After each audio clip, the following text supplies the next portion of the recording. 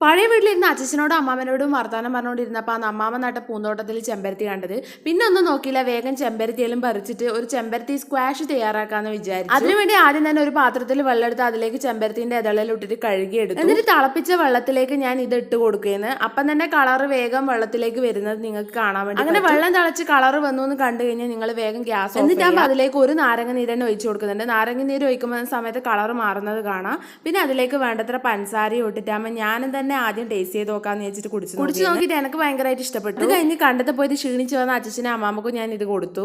കുടിച്ചു നോക്ക് എപ്പടി ഇരിക്കേ. അത് കഴിഞ്ഞ് അമ്മാമക്ക് കൊടുത്ത് അമ്മാമേന്റെ അഭിപ്രായം ചോദിക്കുമ്പോൾ ഫോൺ ഓവർ ഹീറ്റ് ആയി. സാധനം അമ്മാമക്ക് ഇഷ്ടമായിട്ടുണ്ട്. അപ്പൊ ചെമ്പരത്തി ഇല്ലവർക്കെല്ലാം ട്രൈ ചെയ്ത് നോക്കാൻ പറ്റിയ ഐറ്റാണ്.